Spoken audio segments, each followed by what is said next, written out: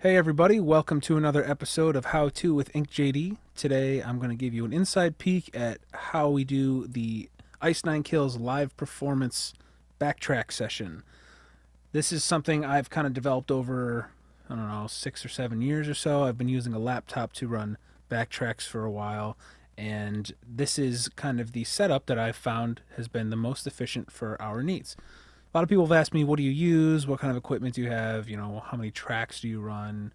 Do you find that your computer bogs down at any point? Have you had any weird errors? And the answer to that last one is, I've had some weird things happen, and the only reason why they've happened was because maybe I screwed something up. Other than that, picking the right software and the right equipment really makes a huge difference. So, for starters, I run this session, not currently. Right now it's running on my PC in my studio, but what I do is use a MacBook Pro. It's a 2.9 gigahertz i7, late 2012, I think, maybe 2013. It has 16 gigabytes of RAM, and it has a 500 gigabyte solid state hard drive. And the solid state hard drive is key. I can't stress that more, because it doesn't have any moving parts, and it's not susceptible to vibration and like certain things that kind of cause a hard drive to skip, because it's solid state. And like a hard drive, like a hard disk drive, it's got like a spinning disk in it that could kind of cause glitches in your playback. Like it could actually stop your playback when things like heavy snare hits, if you're close to the drums, or vibrations from the drums, or rumbling from a bass cab, or a drum wedge that has a lot of kick drum in it. All those things can totally tweak out your laptop if you don't have a solid state drive. But since I had that drive switched to a solid state, I haven't had that type of problem at all. So it's very important to do something like that. What I do with the session is I have the laptop hooked up to an interface that has multiple outputs, and I can route things to different outputs so that the front of house engineer can control things as best as possible. So I'm going to kind of give you a quick layout of what we have without getting too specific. I'm just going to kind of show you what it's like, what we do, and if you have any questions or comments, please feel free to leave them below the video and let me know if you have any requests for more information, because this stuff is complicated and there's a lot going on, and I'd be more than happy to do a separate isolated video showing you some of the specifics about certain aspects of this. So by all means, let me know. But getting right into it here, this is the session that has every song that we would play right now in it. I've created these things either from record stems or re-recording things. I've made click tracks in previous sessions in Pro Tools. That's what I've done for, I think, 7 years or so now. So I have an actual template set up in Pro Tools to recreate the click track tempos for each song. So that's where these click tracks would come from. They're an actual track, not like a pre-programmed tempo map in the session. And the reason why I don't do that is because if I slide songs around, or if I reorder them or whatever, or if I gotta make last minute changes, then I have to redo tempo maps, and that's a real pain in the butt. So I'll actually create audio files so that I can move everything at once. So again, jumping right back into it here, I use Reaper specifically because it's very light on the computer, whereas you have programs like Pro Tools and Cubase, which are much more computer intensive. If I have Pro Tools and I'm running all these tracks and all these things in it, I would be more inclined to think that my Pro Tools would give me the usual, HW buffer size errors that are much more crippling in a real-time event like a live performance. Because if it stops during a show, which has happened before, I've seen it and I have experienced it a few times, it can be very embarrassing and very revealing of the actual technology that's happening around you. So you don't want that kind of stuff to happen. So you want to be very careful about it. And I found that Reaper has been great for me because it's, like I said, very light on the computer. It doesn't require nearly as much as other programs that I've seen, and I've never had any problems with it. So here we go. The first chunk of songs here, this is from Safe as Just a Shadow. this whole section here is that whole record mapped out in samples and click tracks and whatnot. The second one here is the Predator EP. Following that is the Predator Becomes the Prey, with the exception of whatever songs were on this EP that doubled on that record. Those just stayed here. I didn't feel the need to recreate those. And after those are some randoms like covers. We have the Jonathan acoustic and the I Don't Want to Live Forever cover, the Green Day cover, Animals cover. Those ones are just kind of like the random, not part of the record area songs. So these ones here, the last section, is the Every Trick in the Book record, as well as the final chapter, Enjoy Your Sleigh, here at the end. The last little bit here, this second to last little bit, this little section is here for my test tracks. So when you get to a show and you see a band right before they go on, or their engineers or techs or whoever are on stage playing each instrument, they're doing what they call a line check, which is where every instrument that's plugged in through the PA, whether it's a microphone or a direct signal or vocal, whatever it is, they typically go through and they check to make sure that everything is good. Everything's actually going through before they start their set. It's called the line check. So these are the line check versions of the guitars and the backtracks and the sub hits and the lights. So I run a little test to make sure all these things are working and they're landing where they need to land, and the front of house guy or girl has everything that they need. And then the last final section here, this is in my master session, the leftover random things to be put between songs, like maybe it's an intro, maybe it's a transition between a song, some type of pad or synth, or some type of interesting musical connection from one song to another to avoid the sometimes awkward dead space. Gives the musicians a chance to, get some water, use a towel, catch the breath, whatever, between songs.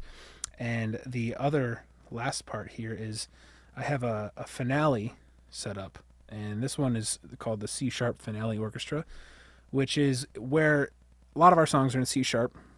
If at the end of the song we have like a big long hit and we want the backtracks to continue to give that full sound, I created one that has some orchestra behind it, and the guitars play as well, and the lights keep going, and it just gives me the opportunity to take this and drop it right at the end of the song and have a cool ending to it. And I'll show it to you. It just sounds basically like this.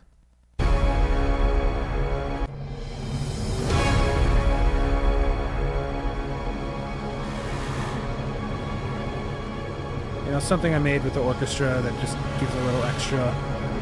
We've done this at the end of our sets. It gives a really cool dynamic to the, hey, we're done playing our set, thanks for coming out, blah, blah, blah, blah, blah, the drill. And the guitars play along with it. I'll give you a kind of a taste of what the guitars sound like in a second here. So this whole session has all the songs in it, and what I do is I pick and choose from these when we make our set list for the tour, create a new session, and then just delete all the stuff out of it that we don't need. And that's our touring session. So I'll give you a quick overview of all the tracks from top to bottom, starting with this first track. I'm going to unlock it. This is the reference track, and the only purpose that this serves is for things like rehearsal. If someone's like, what's that drum part? Haven't played the song in a while. Or what's that bass part? Is there a bass fill there? Or let's double check that vocal to make sure the harmony's right. All I got to do is solo this, pull it up, and it'll play the song. So that makes it easier for us to decipher if we're doing something correct or wrong. So I'll go back to locking that. Next is the click track, which I explained I just kind of build from scratch in a template session. It's very basic. I'm going to turn this master send on so you can hear it, because what I do is I send things to separate outputs. This one goes to a separate output for us to hear in our in-ears at different levels from each other, however we want it. But so just so you can hear it, I'll turn it on the master send so that it comes through. It's really just a click track. Nothing cool about it. And they're all balanced the same. They're all the same level, so you don't have to mess with the level of that once it's set. And turn that back off. Below that is our guitar section. These are the Backtrack guitars. Now, what I did ahead of time is I took these guitars. They are DI guitar tracks, and I ran those in another session, routed them out my interface into my AxeFX for I actually run it through my AxeFX with my live tone that I use for my guitar playing, so it matches. I re-record that back onto the computer and print it, as they would say, and then I create a file, label it, and then I pull it into the session, and it's here. So now it's just playing back. It's not actually processing in real time.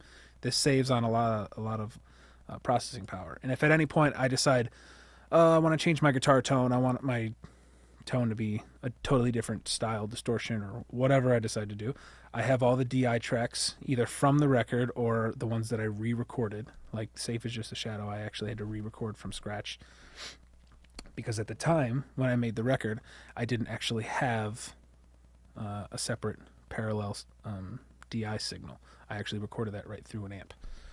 So I could, at any point I could take these and I could run them through my AxeFX tone and reprint them and do it separately.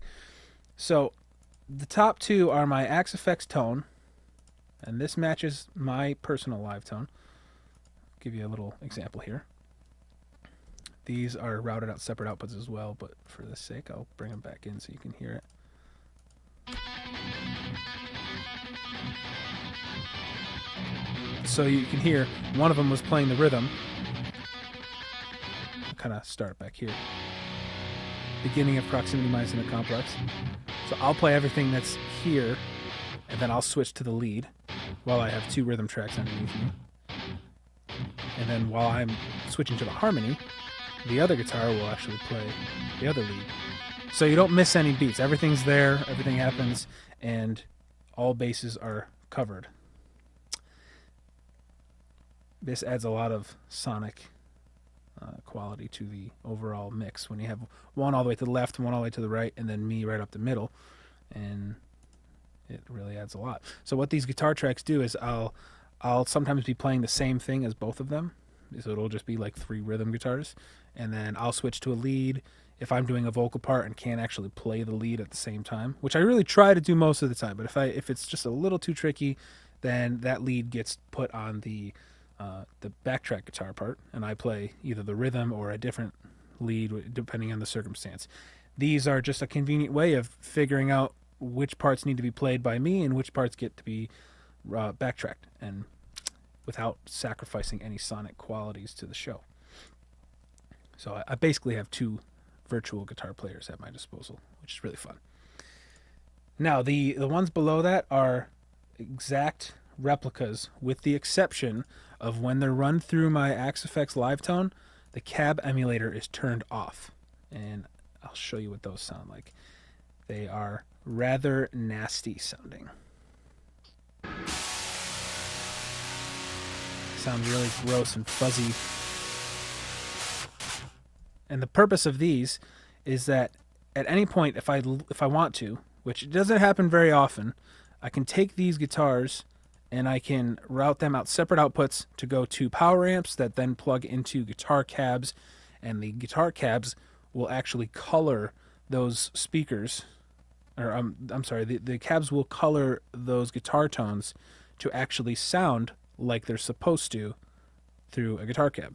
And they, believe it or not, they actually don't sound like that weird tone you just heard. They actually sound like normal signal. And the science behind that is that this is actually what your guitar signal will likely sound like before it hits a guitar cab. But you never know that because you plug it into a guitar cab. But that's what that is. And the reason why I have these set up in the session is because if we ever play a venue where it's really intimate and the distance between us and the crowd is very small, maybe the PA is like over the top of their heads, like 5 rows back, whatever the case being, it gives me the opportunity to plug into a guitar cab and kind of create that stage volume so that those people in the front aren't just listening to drums and maybe vocals if they can hear it. It can really add to the more intimate performances by creating that stage volume. Or if for some reason I just decide this tour I want to use guitar cabs, then I have the option. But usually those are muted or deleted from the session unless I need those. But let's see. So after that, we have the 808 track, which is the track that has all the sub hits, the booms, the low frequency rumble stuff. For example, and again, I don't send this to the main. I send this out a separate output. But for this example, I'll show you. If you have a subwoofer, you'll most definitely hear this. If you don't, you probably could still hear it. But if you recognize those, that's when you can kind of feel the whole PA rumble and shake at you and stuff, as well, as long as the PA has enough low-end content to provide that. But this is on a separate send, and the reason being because we want the front of house engineer to have control of it themselves. And what I do is I treat these just a little bit. I have the analyzer so that I can see what's happening. And you can see there's not really much going on up here. I have a EQ turned on to take the top end out of it because it really is just useless to have that kind of stuff happening. You don't always hear it, but every once in a while you'll hear, and I'll take this off, you'll see that the frequency content all is like up in here, and you may not hear it, but it is there. And some venues, depending on how the PA is set up, it might actually show, or it might actually be audible. I've had weird things happen like that. So what I do anyway is I just cut off the top end so that it's just not there at all. And you can see the difference is drastic. I think if I clear this.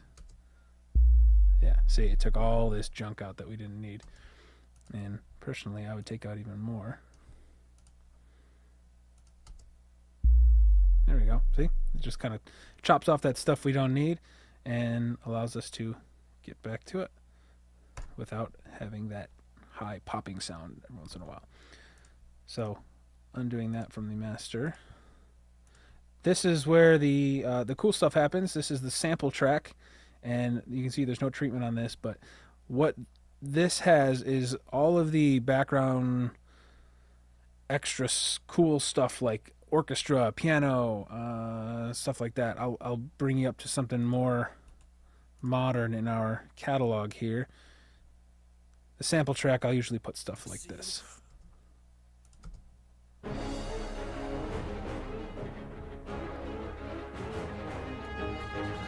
this will be all the orchestra, all the exciting musical elements behind the show. And you know, I have to mix them all similarly so that they don't peak anywhere, but I have multiple tracks for stuff like that. And the effects and reverse snares is the one that follows below it. Typically it has stuff like this, you know, reverse snares, things like that. Big hit snares with a lot of reverb on them, reverse cymbal swells, stuff like that. And sometimes I use it as an overflow track if there's other samples that need to breathe here. Like this is the Me, Myself, and Hyde piano. This is separate from the orchestra, and I like it that way because then I can control it and I can layer it differently and whatnot. So that's kind of like the overflow, but mostly effects and reverse snares track. Below that we have the lead vocals. Ooh, the lip sync vocals. No, I'm just kidding. These ones are the lead vocal tracks, typically in like choruses and big sections. They are the stems from the record. So for example, I'll go back to Me, Myself, and Hyde. You can hear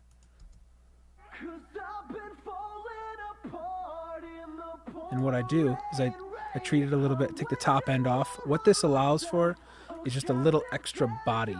It adds a little bit more to the choruses just to kind of give a little extra oomph. you don't really hear it that much. And, you know, honestly, during the show, you probably don't even hear it at all. If it does anything, it's just adding a little bit to the mid-range frequency spectrum that kind of gives a little extra boost in those certain areas. And that's really its sole purpose, because it has all the top end sibilants totally removed and adds nothing to the top end.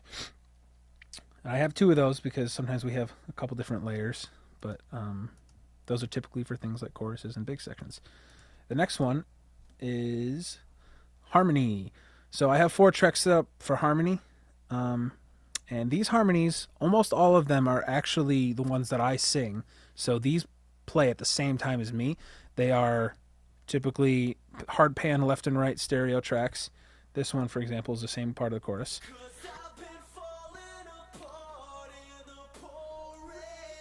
Now what these do is they are actually there to be heard.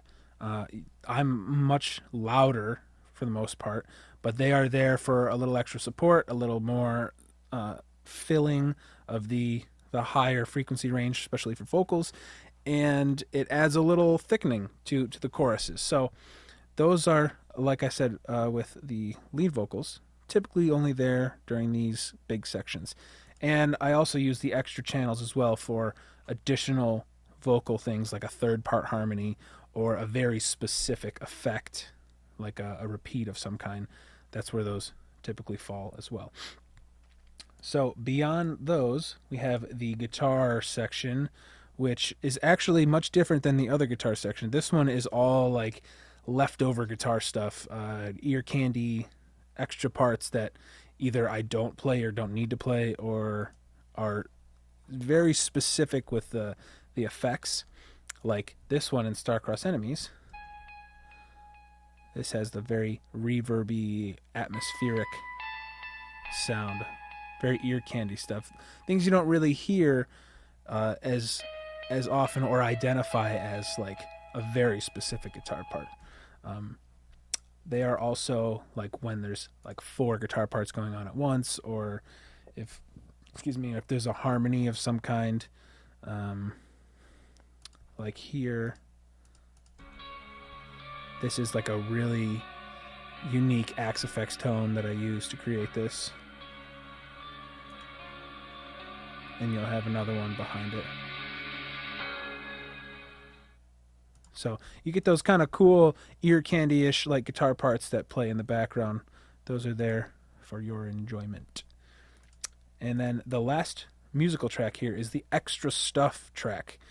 This is the final overflow for anything that doesn't fit, like if there's a really dense arrangement of tracks where there's nothing left for a track to be put on, it typically gets dumped on the extra stuff track. But more commonly I use it for things like the tambourine. So this is the Bloodbath and Beyond stem from the record of just the tambourine.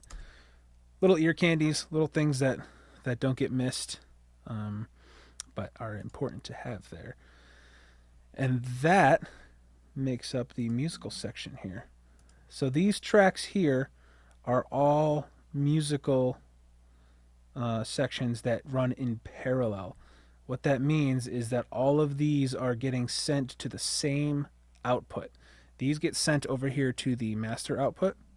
And what I have to do is I have to go through and mix all of these so that they are audibly in the right place without peaking.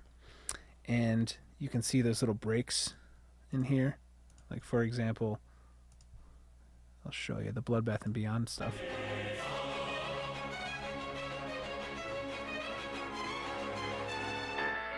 So since this is so exposed, on a record you can get more dynamic, but because we're in a live environment, I would take this and I would turn it up and then bring it back down for the following part.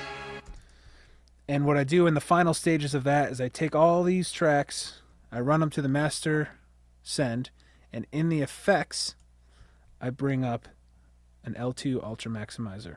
I'll take a little tiny bit off the top just so it doesn't go to the full volume, just in case it wants to peak a little bit, and then I'll deduct 8 dB and have it kind of even everything out. So let's use Star-Crossed Enemies as an example here. I'll kind of work everything to be around here until the big sections when it kicks in.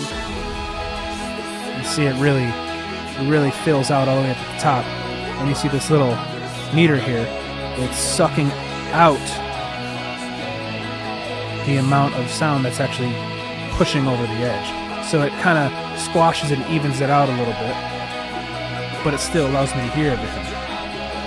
So what you're hearing right now is essentially the mix that goes to front of house. And you got your vocals, you got your harmonies, you got your ear candy guitars, and your samples. And see, it still allows me to have a little dynamic, but it keeps it pretty even. And that's the trick.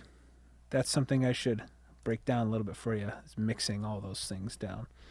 But I'll save that for another day. The last few things in here are the pretty cool, unique little tidbits of our session here. And what these are, the first one is the AxeFX MIDI. Now what this does is it allows me to not have to push buttons while I'm playing. I can not have cables and pedals on the floor and have to manage those things. It allows me to focus on my performance, playing my parts correctly, singing vocals, and dodging stage divers. So this really makes a difference in my ability to perform, and they call this patch changing. And what this does, if I double click on this, is it gives me a map here. When it plays, like this section, this little dot here will tell the AxeFX, okay, switch to the Bloodbath and Beyond tone with the gate on. And then this one will switch it to turn the gate off. So it just turned the gate off on the AxeFX. Now I have a signal that's not being fought with for silence. And when you get up to here is where I'll play a lead part. You know, that part that I do. What that one will do is it'll actually turn the delay signal on, so it has that effect to it. And, you know, this will turn it off, and so on and so forth. It does all of that stuff for me pre-programmed, as long as I calculate where to do it correctly. Really convenient, really awesome, and very simple. Next one below that is the X32, and the X32 is a unit made by Behringer. It is my interface. It is the thing that goes between the laptop and the sound system. It is the brain. It tells it when to do things. It does our in-ear mix. It sends the signal wherever it needs to go, and this track has a really cool function. It's like the other one.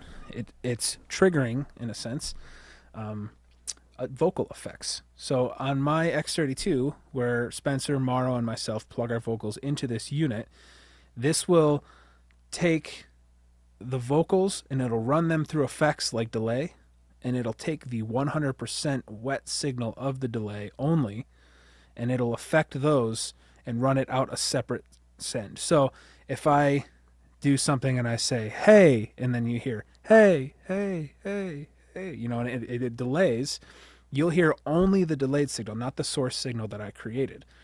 And what this does is it turns it on and off. And, you know, to better explain, this will actually tell the delay when to allow sound into it. And what this first track is mine. Spencer's is the middle, and Morrow's is the one below it. And these down here are telling it which one to switch to. So like the AxeFX switching channels, that's what this is down here.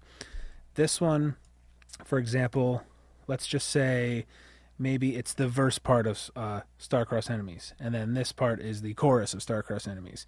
What this will do is switch between those parts, and then this, or this one since it's bigger you can see it, this will say, at this point, when the cursor goes over here, allow whatever sound is happening around here to be affected by the signal. In this case, it'll be delay.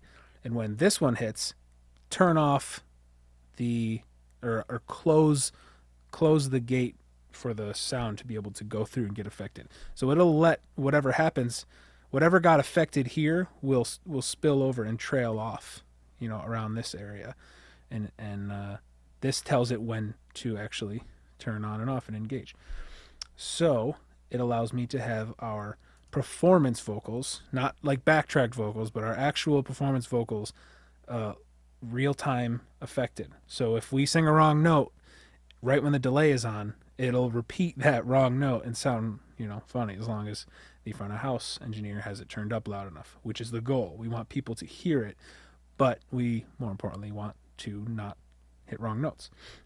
So this will allow us to have delays on and off in the exact right time for the exact tempo settings, and everything's locked in, so you don't have to mess around with, or that front of house engineer doesn't have to mess around with different effects and, get them lined up. All they have to do is listen and ride faders and do stuff like that. The last one is the complicated one, which I will only go into short detail about. This stuff can be broken down separately, but what this does is it allows the laptop to send signal to the lights of when to turn on and when to turn off, and be completely automated with the music at the exact time that it needs to be. This is a piano roll, and what the piano roll is a digital version of those old player pianos that used to play themselves. There's inside of those, there's a mechanism where the paper rolls across it and has like dots on it, and it can sense it, kind of like a music box, and then it tells the piano when to hit the notes and play the piano. So this is essentially a digital version of that. So when you play this, it's actually going across here. And all these dots and all these blips here are basically striking the piano. So when I go down here, I have 6 reds. I have stage right.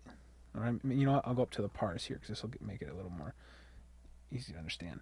So this, and this, red, green, and blue of par number 1. This is the light that's all the way from audience perspective, all the way to the left.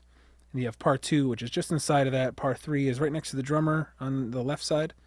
Par 4 would be the right side of the drummer. And then 5 is the inside of the right side. And 6 would be the outside. And if I were to press this key on the piano, this would turn the light all the way to the right, or I'm sorry, all the way to the left of audience perspective. It will turn that light red, and you'll see red until I let go of this note on the piano. So you can imagine when you play this one, since it's blue, the light is blue this whole time, and then it turns off as soon as I let go. It gets really complicated. There's a lot of moving parts here. All these things are just little triggers saying, do this, do that, do that, do that, and then do this, and then do that, and turn this color, and whatever. It's just all the different programming for the lights and whatnot, and it's automated, runs through a little USB to DMX converter. It's very cool, and it does take a while to program, but it's really, really cool and adds a lot. Now these little things at the bottom, these tracks, are what we call envelope filters, and what they do, this is essentially the same idea as the piano notes in the piano roll. These are controlling the brightness of the lights, or the dimming, as you would call it. So when it's all the way down, it's all the way off. When it's all the way up, it's as bright as it can be.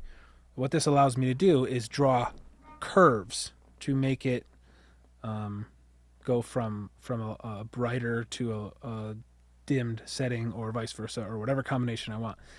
And for example, this, at the end of the song, it'll take whatever lights this track is assigned to, and it will curve the light out until it gets to nothing.